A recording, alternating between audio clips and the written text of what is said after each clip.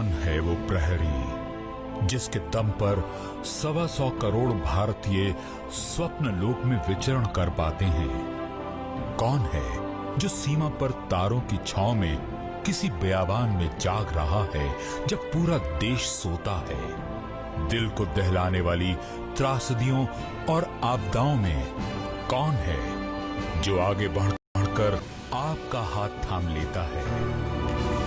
इन videos या कहानियों को देख या सुनकर आज जब हमें नाज होता है अपनी सेना पर क्यों मुझ जैसे पुरुष सैनिक को उपेक्षित सा लगता है? आज जब कहीं भी बात होती है एक सेना के शौर्य की, तो एक खुशी सी महसूस होती है कि मैं भी तो एक हिस्सा रहा सेना का। पर दिल में क्यों अब भी एक टीस सी रहती है। आज जब कहीं पर यहां कहीं बात होती है घुसपैठ की, चीनी घुसपैठ की, तो सबकी बात काट कर बीच में ही बोल पड़ता हूं मैं कि मैं भी तो रहा है इस इलाके में, मैंने भी सेवा दी है। यहां पर जोश भर आता है सीने पर कहीं एक टीस फिर भी रहती है। नमस्कार, मैं हूं एक पुरुष सैनिक और आज बात करूंगा कि मुझे बुरा लगता है जब अपने को उपेक्षित सा महसूस करता हूं, जब सोचना शुरू करता हूं कि जिंदगी का दौर शुरू किया इस सेना में, और सेना के साथ जो एक लाइन से शुरू हुआ, भर्ती की लाइन, और तब से यूं कहें कि ये लाइन ही जिंदगी बनकर रह गई है, भर्ती की लाइन। उसके बाद तो सुबह सी तैयारी से लेकर रात के खाने तक एक लाइन, पूरी फौज की जिंदगी एक लाइन पे आकर सिमट गई। और जब आज एक पूर्व सैनिक बन अपनी हालत और इस लाइन पर, तो अब भी बुरा लगता है और अपने को अभी भी उपेक्षित महसूस करता हूं। चलिए अब बात करूंगा आज की हकीकत की।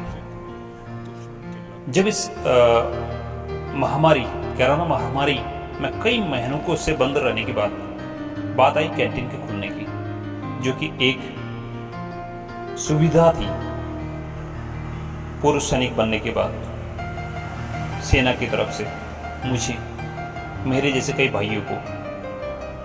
तो वहां भी आज वही लाइन की बात है। इस महामारी के बाद अगर इस समय सेना द्वारा इन पूर्व सैनिकों को एक अच्छी सुविधा और व्यवस्था दी जाती, तो खुशी होती कि सेना आज भी हम जैसे पूर्व सैनिकों के साथ है।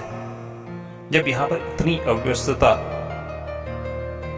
देखता हूं, दुख होता है कि हमें लाइन या भीड़ से ज्यादा कुछ नहीं समझा जा रहा।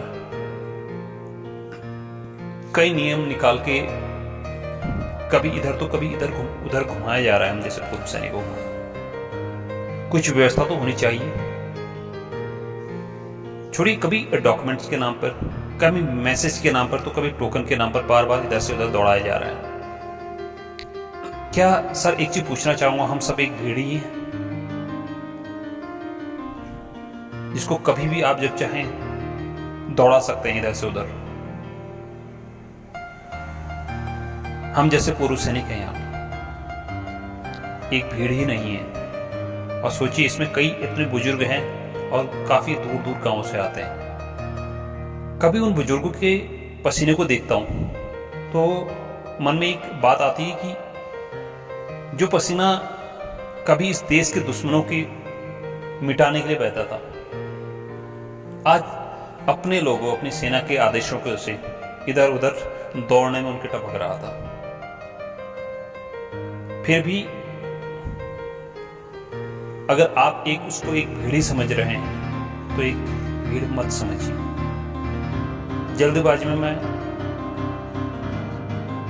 इस सेना के जो भी प्रशासनिक अधिकारी हैं उनसे एक गुजारिश करना चाहूंगा, अगर कैंटीन खोलने की जल्दबाजी ना करें, अगर व्यवस्था नहीं बन पा रही है तो मत कीजिए।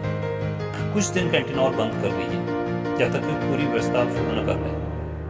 लेकिन पूर्व सैनिकों को ये सोचने पर मजबूर मत कीजिए साहब कि उपेक्षित हूं मैं। धन्यवाद।